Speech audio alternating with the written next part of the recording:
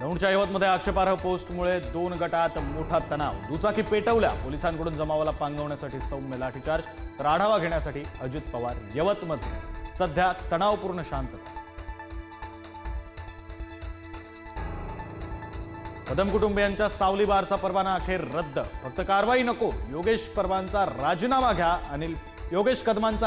घ्या, अनिल परबांची मुख्यमंत्र्यांकडे मागणी।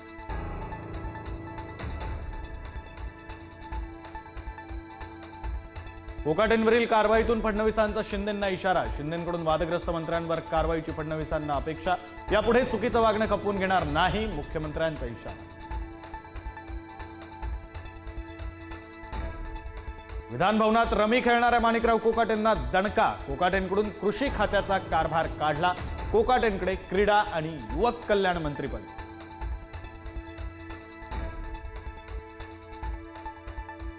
हातेबदलानंतर माणिकराव कोकाटेंनी पुण्यात घेतली अजित पवारांची भेट। भेटीनंतर नाशिकला न जाता कोकाटेंचा पुण्यातच मुक्काम।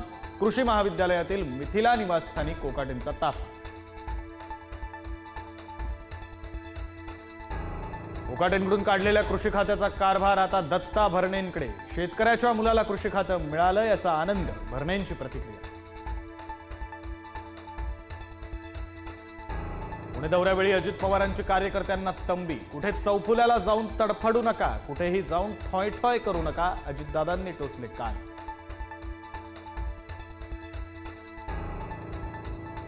शिवसेना पक्ष आणि चिन्ह प्रकरणी तात्काळ सुनावणी घेण्यास सर्वोच्च न्यायालयाचा नकार। ठाकरेंच्या शिवसेनेच्या वकिलांची मागणी कोर्टानं फेटाळली।